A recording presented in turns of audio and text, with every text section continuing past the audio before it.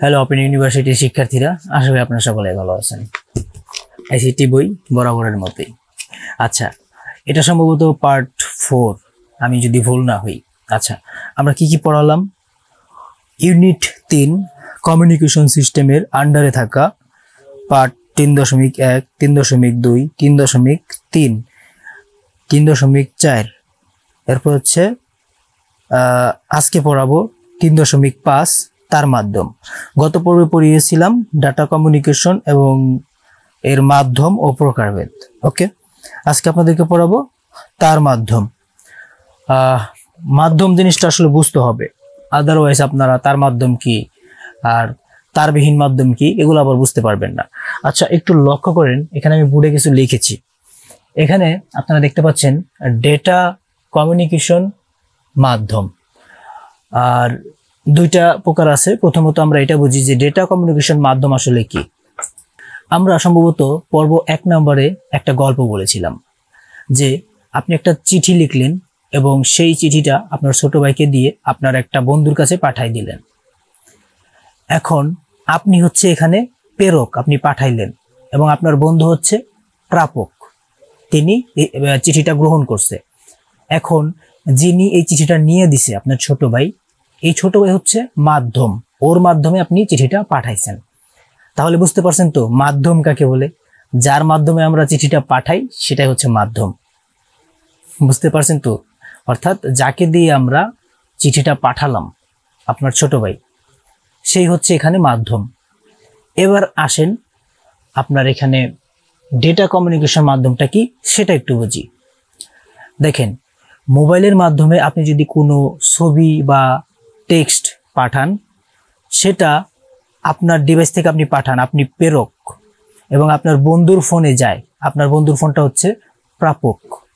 এখন এই যে টেক্সটটা বা আপনি যে ফটোটা পাঠাইলেন বা ছবিটা পাঠাইলেন, এটা নিয়ে যায় কে?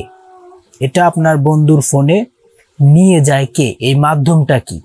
মাধ্যম হচ্ছে দুইটা, তার মাধ্যম, তারবিহীন মাধ্যম। চলেন আমরা একটু দেখে নিই। এখানে আপনারা দেখতে পাচ্ছেন মাধ্যম হচ্ছে দুই প্রকার, গাইডেড এবং হচ্ছে আনগাইডেড। গাইডেড মাধ্যম হচ্ছে তার মাধ্যম, অর্থাৎ তারের মাধ্যমে যায়, আপনি যে চিঠিটা পাঠাইলেন সেটা তারের মাধ্যমে যায়।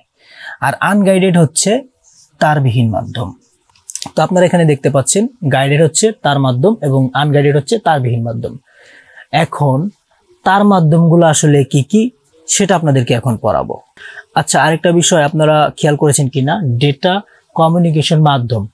ডেটা কমিউনিকেশন মাধ্যম আপনাদেরকে আমি বুঝিয়ে দিয়েছি।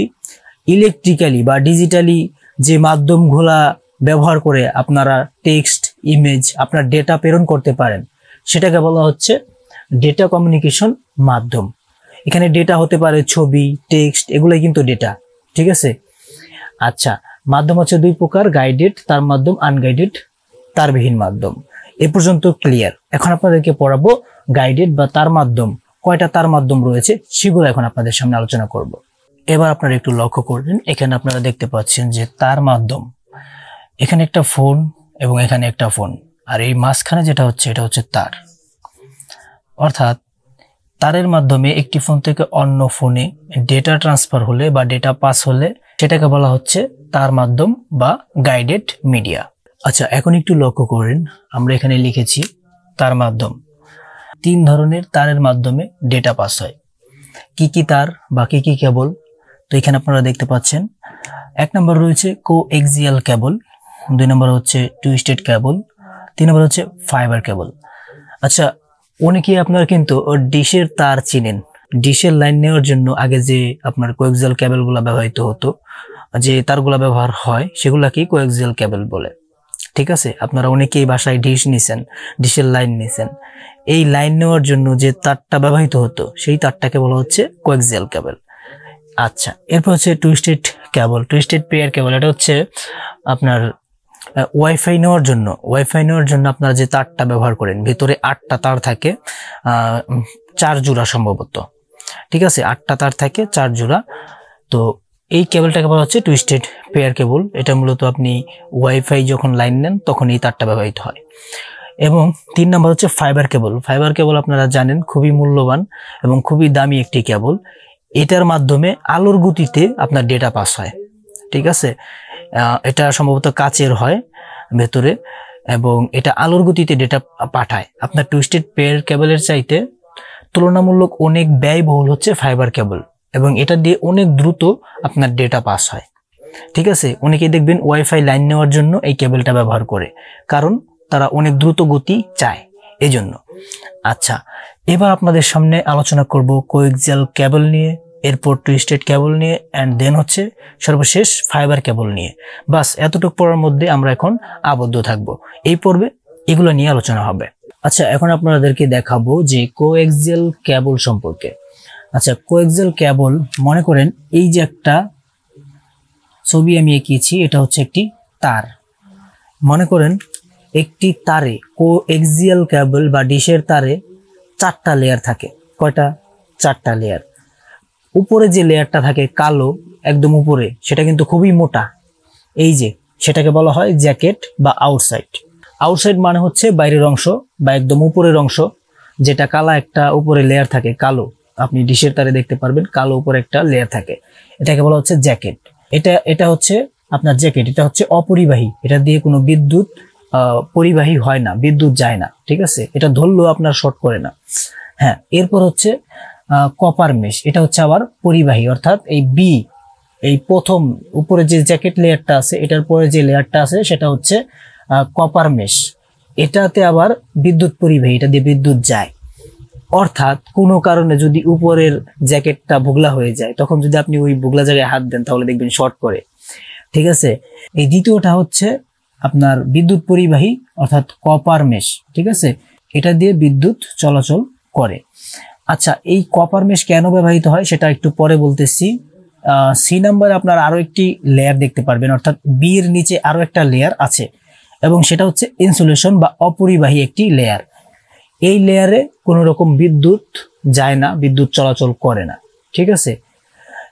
এবার আসি ডি নাম্বার লেয়ার। এই ডি নাম্বারের যে লেয়ারটা আছে এটাকে বলা হয় কপার ওয়্যার বা পরিবাহী ওয়্যার।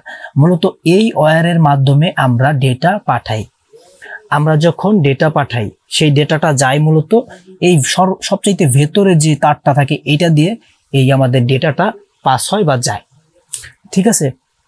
আচ্ছা, এখন এই যে এ এবং সি, এই দুইটা হচ্ছে অপরিবাহী, এই দুইটায় কোনো রকম বিদ্যুৎ যায় না।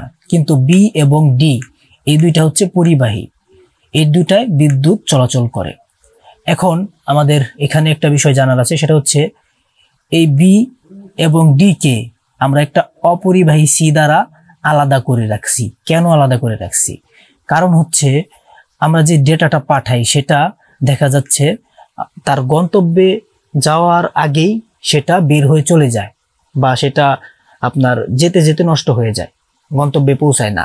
এর কারণে এখানে কপার মেশ ব্যবহার করা হয়, যেটা হচ্ছে পরিবাহী। এটা দিয়ে বিদ্যুৎ যায়, ঠিক আছে। এটার কারণে, এই কপার মেশের কারণে আমরা ডি লেয়ার দ্বারা যে ডেটা পাঠাই সেটা নষ্ট হয় না, সেটা গন্তব্যে পৌঁছায়, ঠিক আছে। মূলত ডেটাকে ঠিক রাখার জন্য, ডেটা যেন নষ্ট না হয়, এর জন্য আমরা কপার মেশ এই পরিবাহী লেয়ারটা ব্যবহার করে থাকি, ঠিক আছে। আশা করি আপনারা বুঝতে পারছেন যে কোএক্সিয়াল কেবল কিভাবে চলে আর কোএক্সিয়াল কেবলের মাধ্যমে ডেটা পাঠালে কিভাবে সেটা সংরক্ষিত থাকে। অবভিয়াসলি এখানে কপার মেশ কিন্তু ব্যাকআপ দেয়। এটা যদি না থাকতো দেখা যাইতো এই আমার ডেটাটা গন্তব্যে পৌঁছাইতো না, যাওয়ার আগে সেটা নষ্ট হয়ে যাইতো, ঠিক আছে। এই জন্য আমরা আপনাদেরকে বলতেছি যে কোএক্সিয়াল কেবলে 4টা লেয়ার থাকে, জ্যাকেট, কপার মেশ, ইনসুলেশন এবং হচ্ছে কপার ওয়্যার। এই 4টা লেয়ারের কারণে মূলত ডেটাটা সঠিকভাবে গন্তব্যে পৌঁছায়, ঠিক আছে। আশা করি বুঝতে পারছেন কোএক্সিয়াল সম্পর্কে। আচ্ছা, একটু লক্ষ্য করেন, আপনারা এখানে বোর্ডে দেখতে পাচ্ছেন twisted pair cable. Twisted pair cable হচ্ছে, আমি আপনাদেরকে একটু আগেই বললাম যে ওয়াইফাই লাইন যখন আনেন তখন কিন্তু ওইখানে যে তারটা ব্যবহৃত হয় সেটাকে বলা হচ্ছে টুইস্টেড পেয়ার কেবল। আপনি ওই তারটা কাটলে দেখতে পারবেন ভেতরে 8টা তার রয়েছে, অর্থাৎ 4 জোড়া তার রয়েছে, 4 জোড়া তার থাকে এবং এক জোড়ার একটি দিয়ে ডেটা এবং অন্যটি দিয়ে ক্যান্সেলেশন হয়, নয়েজ ক্যান্সেলেশন হয়। আসলে যে তারগুলা থাকে টুইস্টেড পেয়ার কেবলে 8টা তার থাকে, এক একটা 4 জোড়া থাকে টোটালে, এবং একটা জোড়ার একটা তার দিয়ে আপনার ডেটা পাস হয় এবং অন্য আরেকটা যে তার থাকে সেটা দিয়ে আপনার নয়েজ ক্যান্সেলেশন হয়ে থাকে। তো এই হচ্ছে টুইস্টেড পেয়ার কেবলের কাজ। এটার স্পিড মূলত 1 থেকে 100 MB পর্যন্ত হয়ে থাকে টুইস্টেড পেয়ার কেবলের মাধ্যমে যে ওয়াইফাই আপনারা নেন, ঠিক আছে। আর এটার যে রেঞ্জটা, টুইস্টেড পেয়ার কেবলের রেঞ্জটা হয় আপনার 100 মিটার পর্যন্ত। আপনাদের আমি একটু লিখে দিই এখানে, এটার রেঞ্জ হচ্ছে 100 মিটার। 100 মিটার পর্যন্ত টুইস্টেড পেয়ার কেবলের রেঞ্জ হয়ে থাকে। এর চাইতে বেশি বড় যদি হয় তাহলে আস্তে আস্তে দেখা যাচ্ছে আপনার গতিটা কমে যাবে, আপনার ওয়াইফাই স্পিডটা কমে যাবে। তো আশা করি বুঝতে পারছেন টুইস্টেড পেয়ার কেবলের সম্পর্কে। এবার আমরা একটু জানবো ফাইবার কেবল সম্পর্কে। আচ্ছা, এবার একটু লক্ষ্য করেন ফাইবার কেবল সম্পর্কে আমরা এখন একটু জানবো। একদম কর্নার এখানে দেখতে পাচ্ছেন একটা সার্কেল আমি এখানে এঁকেছি। তো এটা হচ্ছে একটা ফাইবার কেবল। ফাইবার কেবলের 3টা লেয়ার থাকে। একদম ভেতরে যেটা থাকে সেটা হচ্ছে কোর বা ঘন মাধ্যম, তার উপরের লেয়ারটাকে বলা হচ্ছে ক্লাডিং বা হালকা মাধ্যম, এবং সবার উপরে যে লেয়ারটা থাকে সেটাকে বলে জ্যাকেট। জ্যাকেটটা আমি একটু আগেই পড়ালাম, জ্যাকেট যেই লেয়ারটা থাকে এটা হচ্ছে অপরিবাহী। এবং ফাইবার কেবলে লেয়ার 3টা থাকার কারণে এখানে একটা ক্লাডিং থাকে যেটা হচ্ছে হালকা মাধ্যম এবং ঘন মাধ্যম। এই হালকা মাধ্যম ঘন মাধ্যমের কাজ কি একটু আমি বলতেছি, এর জন্য আপনাদের এইখানে একটু লক্ষ্য করতে হবে। আমাদের যে ডেটা সেটা যদি ডিজিটালে থাকে, সেই ডেটাটা ফাইবার কেবলে পাঠাতে হলে সেটা আলোক রশ্মিতে পরিণত করতে হয়। তো সেই আলোক রশ্মিটা যখন আমাদের ডেটা আলোক রশ্মিতে পরিণত হবে, সেই আলোক রশ্মিটা কোর বা ঘন মাধ্যমে এমনভাবে ফেলা হয় যাতে এটা পাস হয়, ঠিক আছে। এখন সমস্যা হচ্ছে যখনই আমরা আলোক রশ্মিটা কোর বা ঘন মাধ্যমে ফেলবো, এটা ক্লাডিং এ চলে যেতে চায় বা হালকা মাধ্যমে চলে যেতে চায়। দুই সাইডে ক্লাডিং থাকার কারণে এটা যেতে পারে না। এটাকে এমনভাবে ফেলা হয় কোরে বা ঘন মাধ্যমে, এটা কোনোভাবেই ক্লাডিং এ যেতে পারে না। এর কারণে এই ডেটাটা এভাবে বাড়ি খেয়ে একদম গন্তব্যে পৌঁছে যায়, ঠিক আছে। বুঝতে পারছেন তো বিষয়টা? এই ক্লাডিং বা হালকা মাধ্যমে আপনার এই আলোক রশ্মিটা যেতে চায়, যে ডেটাটা আপনি পাঠান সেটা কিন্তু হালকা মাধ্যমে যেতে চায়। যদি হালকা মাধ্যমে চলে যায় তাহলে কিন্তু ডেটাটা নষ্ট হয়ে যাবে বা হারিয়ে যাবে। এই জন্য এই ক্লাডিং দুই সাইডে দেওয়া আছে। এই ক্লাডিং বা হালকা মাধ্যম এমনভাবে দেওয়া আছে যাতে আপনার এই ডেটাটা বাইরে যেতে না পারে, ঠিক আছে। এই আলোক রশ্মিটা ঠিক আপনার দুই সাইডে বাড়ি খাইতে চলে যায়, আপনার গন্তব্যে চলে যায়, ঠিক আছে। এইভাবে মূলত ফাইবার কেবলটা কাজ করে। এবং উপর আরো একটা লেয়ার থাকে যেটা হচ্ছে জ্যাকেট লেয়ার। অবশ্যই আপনারা চিনেন ফাইবার কেবলের একদম উপরে যে লেয়ারটা থাকে, যেটা ধরলে কিছু হয় না, সেটা বিদ্যুৎ অপরিবাহী। তো এইভাবে মূলত আপনার ডেটাটা পাস হয়ে থাকে। আমরা আরো একটু সম্পর্কে জেনে নিই, আর একটু ভালোভাবে জেনে নিই, একটু ওয়েট করেন। আচ্ছা, এবার একটু লক্ষ্য করেন, আমি এখানে একটা প্রক্রিয়া আঁকাইছি কিভাবে ফাইবার কেবলের মাধ্যমে ডেটা পাঠানো হয়, ঠিক আছে। এই যে দেখেন, প্রথমত এটা হচ্ছে এ, তাই না? এটা হচ্ছে এ। মনে করেন আমি একটা এ লিখে একটা টেক্সট পাঠাইলাম ফাইবার কেবলের মাধ্যমে। তো প্রথমত আমার এই যে লেখাটা এটা ডিজিটাল সংকেতে থাকে, ধরি ডিজিটাল সংকেতে আছে। এই ডিজিটাল সংকেতটা কি করবে, আমার এই লেখাটাকে ট্রান্সমিটার সার্কিট, ফাইবার কেবলের একটা ট্রান্সমিটার সার্কিট থাকবে। এই ট্রান্সমিটার সার্কিট আপনার লাইট সোর্স। আমরা জানি যদি ফাইবার কেবলের মাধ্যমে ডেটা পাঠাতে হয় তাহলে অবশ্যই সেটা আলোতে পরিণত করতে হয়। এই যে ট্রান্সমিটার সার্কিট, এটা কি করে, আমাদের এই যে লেখাটা, আমাদের এই যে ডিজিটাল সংকেতটাকে এই ট্রান্সমিটার সার্কিটটা লাইটে বা আলোতে পরিণত করে। আলোতে পরিণত করলে এটাকে পাঠিয়ে দেয় ফাইবার কেবলের মাধ্যমে, গন্তব্যে পাঠিয়ে দেয়। আচ্ছা, অপর প্রান্তে যে এটা রিসিভ করবে তার কাছে একটা ডিটেক্টর সার্কিট থাকে। এই ডিটেক্টর সার্কিট এই আলোটাকে রিসিভ করে এটা পাঠিয়ে দেয় রিসিভার সার্কিটের কাছে। এই রিসিভার সার্কিট আমাদের এই আলোটাকে আবারও পুনরায় ডিজিটাল সংকেতে পরিণত করে। ফলে আমাদের যে বি ব্যক্তিটি আছে তার কাছে কিন্তু এ ব্যক্তি যা পাঠাইলো সেটা কিন্তু বি ব্যক্তির কাছে চলে আসলো, ঠিক আছে। তো ফাইবার কেবলের মাধ্যমে ঠিক এই প্রক্রিয়ায় ডেটা পাঠানো হয় এবং এটা খুবই দ্রুত গতিতে পাঠানো যায়। যেহেতু আলোর মাধ্যমে আলোতে পরিণত করে পাঠানো হয়, তাহলে এটা খুব দ্রুত এই ডেটাটা পাস হয়। তো আশা করি বুঝতে পারছেন এই পুরো প্রক্রিয়াটা কিভাবে ফাইবার কেবলের মাধ্যমে ডেটা পাঠানো হয়ে থাকে। তো এটা খুবই ব্যয়বহুল, ফাইবার কেবলগুলো খুবই ব্যয়বহুল হয়। তবে যদি আপনি বেয়ার করতে পারেন কষ্টটা, তাহলে আপনি কিন্তু খুব দ্রুত ডেটা ট্রান্সফার করতে পারবেন। এবং অনেকেই বলেন যে ভাই এটা দিয়ে নেট চালাইলে স্পিডটা দ্বিগুণ হয়ে যায়। সত্যিই তাই, এটা দিয়ে আপনি নেট চালাইলে, ওয়াইফাই চালাইলে দেখা যাইতেছে অনেক বেশি স্পিডটা বেড়ে যায়, ঠিক আছে। কিন্তু ওই কেবলটা দাম বেশি, আর এটা একটু নড়াচড়া করা একটু মুশকিল, যদি কোনো কারণে ভেঙে যায় ভেতর থেকে শেষ। আচ্ছা, এবার একটু লক্ষ্য করেন, এখানে আমরা লিখেছি টুইস্টেড, কোএক্সিয়াল এবং ফাইবার কেবল। এখানে আমি আপনাদেরকে দেখাবো টুইস্টেড পেয়ার কেবলের স্পিড, ব্যয়, দূরত্ব এবং বাঁকানোর কোণ, আর কি প্রত্যেকটা তারেরই আমরা এমবিবিএসটা দেখব, দাম দেখব, কোনটার চাইতে কোনটা বেশি ভালো, কোনটা বেশি দামি, এগুলাই দেখব। ওকে, প্রথমত রয়েছে টুইস্টেড পেয়ার কেবল, যেটা হচ্ছে ওয়াইফাইয়ের তার। এটার স্পিড হচ্ছে 10 MB থেকে 1 GB পর্যন্ত ডেটা ট্রান্সফার করতে পারে 1 সেকেন্ডে। আচ্ছা, এরপর হচ্ছে এটার ব্যয় হচ্ছে সস্তা। এই যে ওয়াইফাই আপনারা যে চালান, 5 থেকে 600 টাকা দিলেই কিন্তু 1 মাস চালানো যায়, তার মানে খুবই সস্তা। এরপর হচ্ছে দূরত্ব, আমি বললাম 100 মিটার। টুইস্টেড পেয়ার কেবল এটা আপনি 100 মিটার পর্যন্ত এই তার দিয়ে ব্যবহার করতে পারবেন ইন্টারনেট। এরপর কিন্তু এর চাইতে বেশি যদি হয় তাহলে কিন্তু ডেটাটা লস হবে, আস্তে আস্তে স্পিডটা কমে যাবে। আর এই তারটা বাঁকানো যাবে 360 ডিগ্রি অ্যাঙ্গেলে। 360 ডিগ্রি অ্যাঙ্গেলে আপনি বাঁকাতে পারবেন। এর চাইতে বেশি যদি বাঁকাইতে যান তাহলে কেবলটা নষ্ট হয়ে যাবে। এরপর এখানে দেখতে পাচ্ছেন কোএক্সিয়াল কেবল। কোএক্সিয়াল কেবলের সর্বোচ্চ 10 Mbps পর্যন্ত 1 সেকেন্ডে ডেটা ট্রান্সফার করতে পারে। এই টুইস্টেড পেয়ার কেবলের চাইতে তুলনামূলক দামি হচ্ছে এই কেবলটা, ঠিক আছে। ওয়াইফাইয়ের যে তারটা, এটার চাইতে তুলনামূলক দামি হচ্ছে কোএক্সিয়াল কেবল, ঠিক আছে।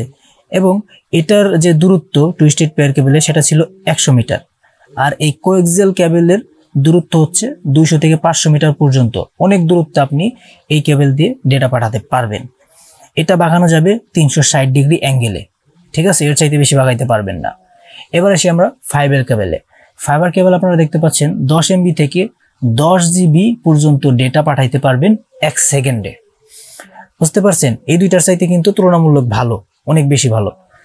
কিন্তু এই দুইটার চাইতে বেশি দাম, উচ্চ দাম, অনেক বেশি দাম এই ফাইবার কেবল, ঠিক আছে। এবং এটার যে দূরত্ব 1 কিলোমিটার থেকে 100 কিলোমিটার পর্যন্ত এই ফাইবার কেবল ডেটা পাঠাতে পারে, এতে কোনো সমস্যা হয় না। 100 কিলোমিটার কিন্তু অনেক দূর, অনেক দূর, ঠিক আছে। এত দূরত্বে আপনি ডেটা পাঠাতে পারবেন, যেহেতু এটা আলোর গতিতে, তার মানে অনেক দ্রুত, অনেক দূরে পাঠানো যাবে, এটা পসিবল। কিন্তু একটা সমস্যা হচ্ছে, এটা মাত্র 30 ডিগ্রি অ্যাঙ্গেলে এটা বাঁকাতে পারবেন। এর চাইতে বেশি যদি বাঁকাইতে যান তাহলে এই ফাইবার কেবলের যে তারটা, সেটা ভেঙে যাবে। কারণ এটার ভিতরে যে লেয়ারগুলো তৈরি হয়, আমার জানা মতে কাচের একটা লেয়ার থাকে, ওই লেয়ারটা ভেঙে গেলে এই তারটা নষ্ট হয়ে যায়, ঠিক আছে। এই হচ্ছে আমাদের 3 ধরনের তারের ডিটেলস, কোনটার কত স্পিড, কোনটা কত কিলোমিটার পর্যন্ত যেতে পারে, কোনটা কত কিলোমিটার পর্যন্ত আপনি নেট পাবেন, এবং হচ্ছে কোনটা কতটা বাঁকাতে পারবেন, এখানে সবকিছু দেওয়া আছে। এরই সাথে সাথে আমাদের এই পর্বের সমাপ্তি ঘটে গেল। তো কেমন লাগলো এই ভিডিওটি অবশ্যই জানাবেন। নতুন ভিজিট হলে অবশ্যই সাবস্ক্রাইব করবেন। ভালো থাকবেন, সুস্থ থাকবেন, আল্লাহ হাফেজ।